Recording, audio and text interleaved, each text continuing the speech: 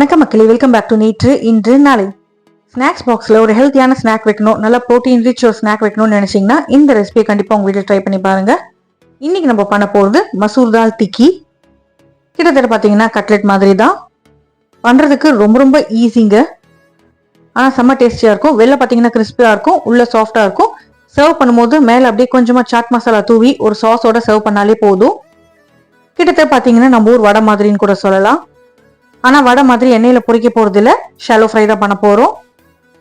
இதை நான் எப்படி பண்ணங்கிறத பார்க்கறதுக்கு முன்னாடி நம்ம சேனலுக்கு நீங்கள் ஃபர்ஸ்ட் டைமாக வரீங்கன்னா என்ன பண்ணணும், சப்ஸ்கிரைப் பண்ணணும். ஸ்டெப்ஸ் பார்த்தீங்கன்னா ரொம்ப கம்மி தான், பட் இன்க்ரீடியன்ஸ் கொஞ்சம் ஜாஸ்தியாக தான் இருக்கும். பட் எல்லாமே பேசிக்காக நம்ம வீட்டில் இருக்கக்கூடிய இன்க்ரீடியன்ஸ் தான். ஃபுல் அண்ட் ஃபுல் மைசூர் பருப்பு, அதாவது மசூர் தால் வச்சு தான் பண்ண போகிறோம். வேற எந்த பைண்டிங் ஏஜென்ட்டும் தேவையில்லை. வேற மாவோ இல்லைன்னா உருளைக்கிழங்கு எதுவுமே நம்ம சேர்க்க போகிறது இல்லை. இப்போ பண்ண ஆரம்பிச்சிடலாமா? இந்த டிக்கி இல்லைன்னா கட்லெட் பண்ணுறதுக்கு முதல்ல நம்ம மசூர் தால், அதாவது அந்த ஆரஞ்சு கலரில் இருக்கும் இல்லையா மைசூர் பருப்பு, அதை ஒரு கப் எடுத்து நல்லா வாஷ் பண்ணிட்டு தண்ணியில் ஊற போட்டுருங்க. மினிமம் ஒரு 2 மணி நேரம் நல்லா ஊறணும். ஊறினதுக்கு அப்புறமா நீங்கள் ஊற வச்ச தண்ணியை ட்ரெயின் பண்ணிட்டு மறுபடியும் நார்மல் டேப் வாட்டரில் வாஷ் பண்ணிக்கோங்க. இந்த மாதிரி ஊற வச்சதுக்கப்புறம் வாஷ் பண்ணும்போது நம்மளுக்கு பருப்புலேருந்து வர அந்த வாசனை போயிடும். அதுக்கப்புறமா அந்த பருப்பை ஒரு ஸ்ட்ரெயினரில் போட்டு சுத்தமாக தண்ணி இல்லாதபடி வடிச்சுக்கோங்க. மிக்சி ஜாரில் ஒரு பச்சை மிளகாய், 2 கேரட்டை ரவுண்ட் ரவுண்டாக கட் பண்ணி சேர்த்துருக்கேன். அது கூடவே ஒரு துண்டு இஞ்சி சேர்த்துக்கலாம். நீங்கள் பூண்டு சாப்பிடுவீங்கன்னா ஒரு 4 பல்லு பூண்டை சேர்த்துக்கோங்க. சாப்பிட மாட்டீங்கன்னா ஸ்கிப் பண்ணிக்கோங்க, பிரச்சனை இல்லை. ரொம்ப சின்ன சைஸ் பெரிய வெங்காயத்தை ஒன்று கட் பண்ணி சேர்த்துக்கலாம்.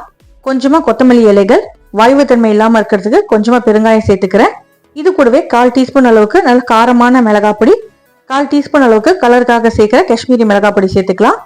1 டீஸ்பூன் மல்லிப்பொடி, அதுக்கப்புறம் ஒரு 1/2 டீஸ்பூன் கரம் மசாலா, 1 டீஸ்பூன் அளவுக்கு ஜீரகம், 1 டீஸ்பூன் கசூரி மேத்தி சேர்த்துக்கலாம்.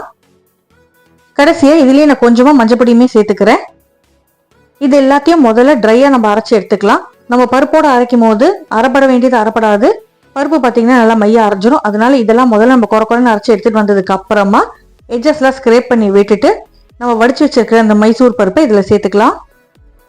மசூர் தால் பொறுத்த வரைக்கும் நம்ம 2 மணி நேரம் ஊற வைக்கிறதுனால அந்த 1 பாதியமாக இருக்கிற மசூர் தால் யூஸ் பண்ணிக்கோங்க. முழு மசூர் தால்னா நீங்கள் ரொம்ப நேரம் ஊற போடணும். இப்போ இது எல்லாத்தையுமே நம்ம தண்ணி சேர்க்காம அரைச்சி எடுத்துக்க போகிறோம். ஒரு ஓட்டுனதுக்கு அப்புறமா தேவையான அளவுக்கு உப்பு சேர்த்துட்டு மறுபடியும் நைஸாக அரைச்சி எடுத்துக்கலாம்.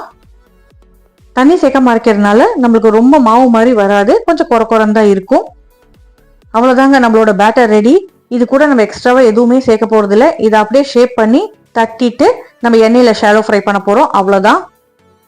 அரைச்சி வச்சிருக்கிற அந்த மாவை ஒரு பவுலுக்கு மாற்றிக்கலாம்.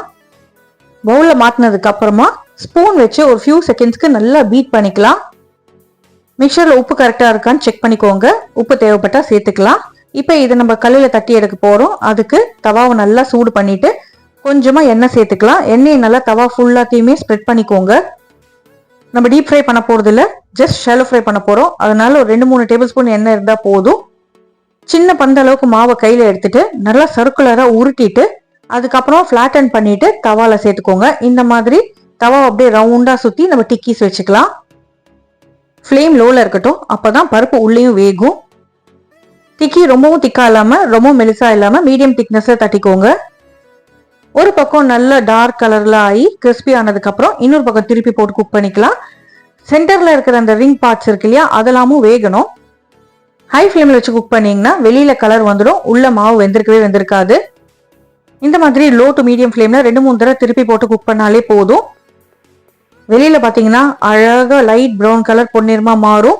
அந்த மாதிரி ஆனதுக்கு அப்புறமா நீங்கள் தவாலேருந்து வெளியே எடுத்துக்கோங்க. ரிங் மாதிரி இருக்கிற அந்த சைட்ஸ் வேகணும்னு நினச்சிங்கன்னா அதை எடுத்து தவால் அப்படியே ரோல் பண்ணி விட்டுருங்க, வெந்துடும். சூடாக சாப்பிட்டீங்கன்னா சூப்பராக இருக்கும், ட்ரை பண்ணி பாருங்கள். சாஸ் இல்லைன்னா சட்னி கூட சர்வ் பண்ணுங்கள். இதே மாதிரி நம்ம பண்ணி வச்சிருக்கிற மாவு எல்லாத்தையும் பொறுமையாக டிக்கியாக தட்டி எடுத்து வச்சுக்கலாம். வெறும் பருப்பு நிறைய சேர்த்துட்டு பண்ணக்கூடிய இந்த டிக்கியில் பார்த்தீங்கன்னா ப்ரோட்டீன் நிறைய இருக்குது, பசங்களும் விரும்பி சாப்பிடுவாங்க. இந்த வீடியோ உங்களுக்கு பிடிச்சிருக்கும்னு நினைக்கிறேன். ரெசிபி பிடிச்சிருந்தா மறக்காமல் உங்கள் வீட்டில் ட்ரை பண்ணி பாருங்கள். ட்ரை பண்ணி பார்த்துட்டு எப்படி வந்ததுங்கிறத எனக்கு கமெண்ட்ஸில் சொல்லுங்கள். இந்த மாதிரி கொஞ்சம் டிஃப்ரெண்ட்டாக நம்ம ஸ்நாக்ஸ் பாக்ஸில் பண்ணி வைக்கும் போது பசங்களுமே ரொம்ப பிடிச்சி சாப்பிடுவாங்க. நம்ம சேனலுக்கு நீங்கள் ஃபர்ஸ்ட் டைமாக வரீங்கன்னா லைக் பண்ணுங்கள், ஷேர் பண்ணுங்கள், மறக்காமல் சப்ஸ்கிரைப் பண்ணுங்கள். இன்னொரு நல்ல ரெசிபியோட நல்ல வீடியோட உங்களை நாளைக்கு சந்திக்கிறேன். Until then, take care, bye bye, thanks for watching, have a great day.